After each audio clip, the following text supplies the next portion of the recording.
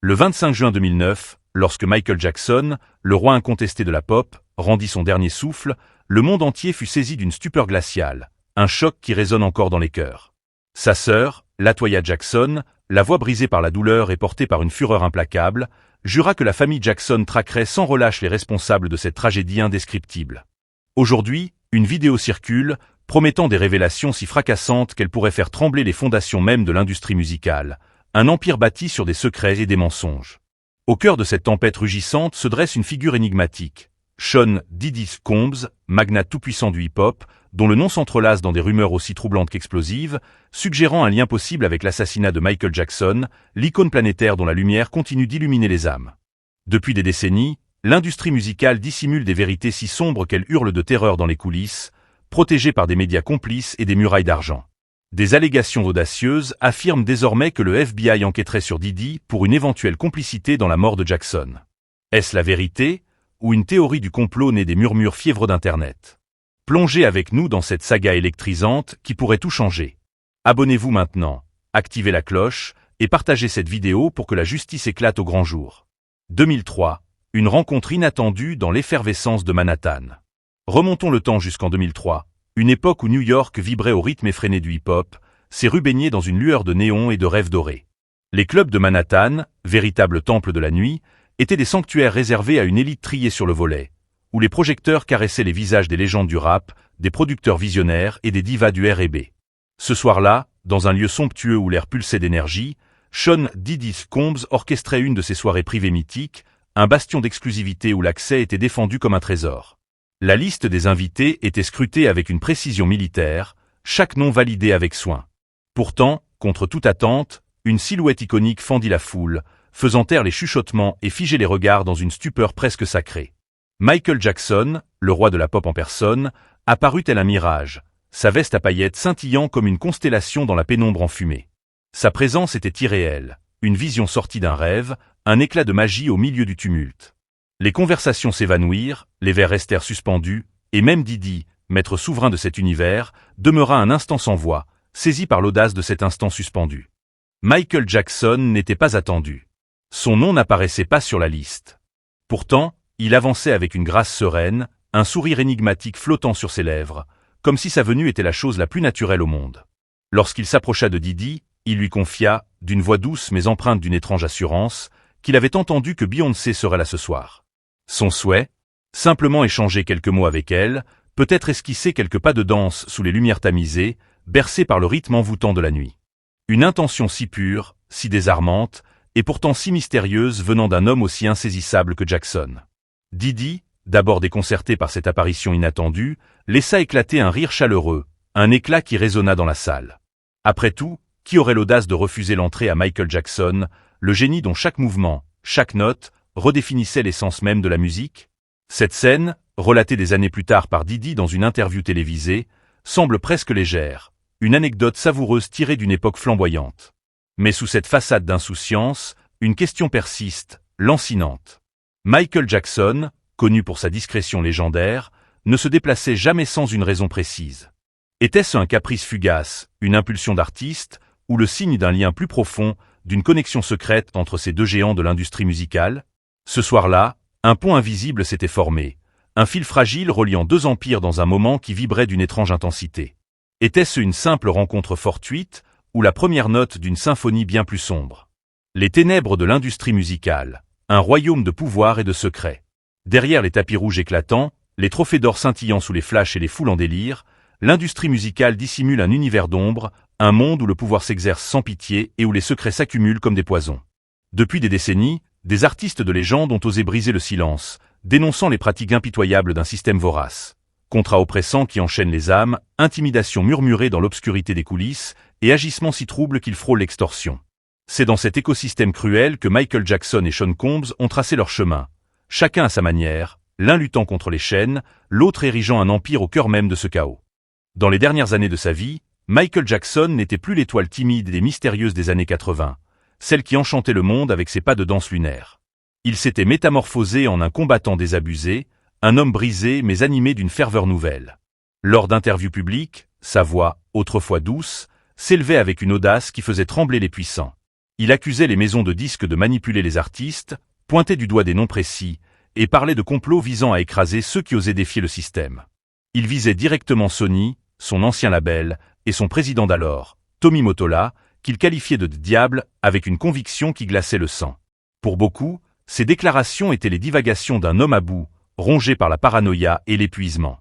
Mais pour d'autres, elles sonnaient comme un cri d'alerte, un phare perçant les ténèbres d'une industrie déterminée à étouffer ses propres vérités. À l'opposé, Diddy incarnait le triomphe absolu de ce système. Fondateur de Bad Boy Records, il enchaînait les succès fulgurants, propulsant des artistes comme The Notorious B.I.G. et Mary J. Blige au firmament, tout en se réinventant en rappeur, producteur, créateur de mode et magnate des affaires. Son image était celui d'un visionnaire, un homme qui transformait l'ambition en or pur. Pourtant, des ombres le suivaient, des murmures persistants, contrats brisés du jour au lendemain, artistes relégués dans l'oubli, accords douteux scellés dans l'ombre. Rien de tangible, aucune preuve irréfutable, mais toujours un frisson, un bruit sourd, une suspicion qui refusait de s'éteindre. À mesure que Jackson intensifiait ses dénonciations, accusant des forces invisibles de vouloir anéantir son héritage, des théories commencèrent à germer, des spéculations qui prenaient racine dans les zones grises de l'industrie. Certains voyaient en lui une menace pour l'ordre établi, non pas pour ses ventes déclinantes, mais pour sa capacité à révéler des vérités trop explosives pour être tolérées. Isolé, noyé sous les dettes, traqué par les procès, Jackson semblait acculé, une silhouette solitaire face à un Goliath impitoyable. Il parlait de pressions incessantes, de surveillance omniprésente, de téléphones mis sur écoute, d'inconnus tapis dans l'ombre. Paranoïa ou lucidité. Ses proches jurent qu'il n'était pas fou. Il avait vu quelque chose, compris les rouages d'un système qui broyait les artistes pour mieux les contrôler. Dans ce climat de suspicion, Diddy, devenu l'incarnation du pouvoir dans cette industrie, se retrouva au centre des conjectures des théoriciens du complot. Bien qu'aucune preuve directe ne le relie à Jackson, les murmures s'amplifièrent, le dépeignant comme un possible agent d'un système que Jackson cherchait à démanteler. En 2005, alors que Jackson affrontait un procès déchirant pour des allégations d'abus sexuels, rares furent les figures de l'industrie à prendre sa défense. Le monde de la musique semblait l'avoir abandonné, le laissant seul face à ses démons et à ses accusateurs. Pendant ce temps, Diddy prospérait, signant des contrats juteux et consolidant sa place au sommet de l'élite. Deux hommes, deux trajectoires radicalement opposées, l'un en guerre contre la machine, l'autre son visage rutilant. Une question flottait, pesante comme une ombre. L'industrie avait-elle cherché à faire taire Michael Jackson? Et si oui, jusqu'où certains étaient-ils prêts à aller pour protéger leur emprise? Une figure énigmatique dans l'ombre, le rôle troublant de Fahim Muhammad. Un nom revient sans cesse dans ces spéculations troubles. Fahim Muhammad, le chef de la sécurité de Michael Jackson durant ces dernières années. Le 25 juin 2009, jour fatidique, Muhammad était là, dans la maison, veillant sur les lieux lorsque le roi de la pop fut retrouvé sans vie. Son rôle n'était pas anodin. Il gérait l'équipe de sécurité, filtrait les accès, surveillait chaque allée et venue autour d'une des figures les plus scrutées de la planète. Officiellement, il ne fut jamais accusé de négligence ou de complicité. Ses déclarations à la police furent jugées cohérentes. Pourtant, un détail intrigue, alimentant les théories les plus audacieuses. Après la mort de Jackson, Muhammad quitta discrètement l'entourage de la famille pour réapparaître, quelques années plus tard, dans le cercle professionnel de Sean Diddy Combs. Dans une industrie où les alliances sont rarement le fruit du hasard, ce changement de loyauté soulève des questions brûlantes. Comment l'homme chargé de protéger la star la plus surveillée du monde pouvait-il se retrouver au service d'un des producteurs les plus puissants, parfois soupçonné d'être lié au réseau que Jackson redoutait? Était-ce une simple opportunité professionnelle, ou le signe d'une connexion plus profonde, dissimulée derrière les apparences? Pour certains, Muhammad n'est qu'un employé compétent, pris dans des intrigues qui le dépassent. Pour d'autres, il pourrait être un rouage silencieux dans une opération bien plus vaste, un maillon invisible d'une chaîne obscure. 25 juin 2009, le jour où le monde s'arrêta. Lorsque Michael Jackson s'éteignit, le monde entier retint son souffle, frappé par une douleur indicible. Une légende planétaire venait de disparaître, laissant un vide que nul ne pouvait combler. Officiellement, la cause était claire. Une overdose de propofol, un anesthésique puissant, administré par son médecin personnel, le docteur Conrad Murray, condamné par la suite pour homicide involontaire. Mais dès les premières heures suivant l'annonce, une autre histoire commença à se répandre, non pas dans les journaux officiels, mais dans les forums, les réseaux sociaux et les conversations d'une opinion publique nourrie par le doute. Pourquoi un homme si entouré, si protégé, avait-il été laissé si seul dans ses instants finaux? Pourquoi certaines vidéos de surveillance s'étaient-elles volatilisées? Ces interrogations, sans réponse claire, donnèrent naissance à une hypothèse glaçante. La mort de Jackson n'était pas un accident, mais une élimination orchestrée. Le nom de Diddy, d'abord évoqué timidement dans ses récits, prit de l'ampleur à mesure que des affaires judiciaires l'engloutissaient en 2023 et 2024. Sur des plateformes comme X, TikTok et YouTube, des vidéos virales tissaient des toiles complexes de connexion. La présence de Mohamed dans les deux cercles, les avertissements cryptiques de Jackson sur des forces puissantes, cherchant à le détruire, des coïncidences trop frappantes pour être ignorées. Le hashtag Diddy devint viral à plusieurs reprises, porté par des enquêteurs amateurs disséquant des extraits d'interviews poussiéreuses, des montages sonores dramatiques et des affirmations non vérifiées.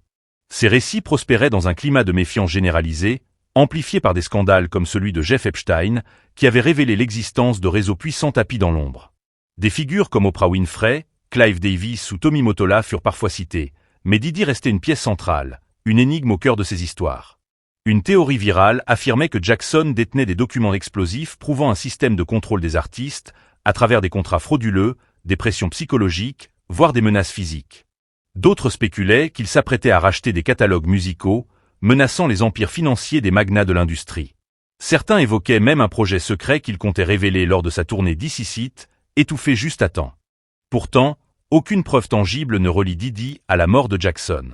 Le FBI n'a enquêté sur lui dans ce contexte, et les documents évoqués ont été démentis par des sources comme Reuters, CNN et le Washington Post.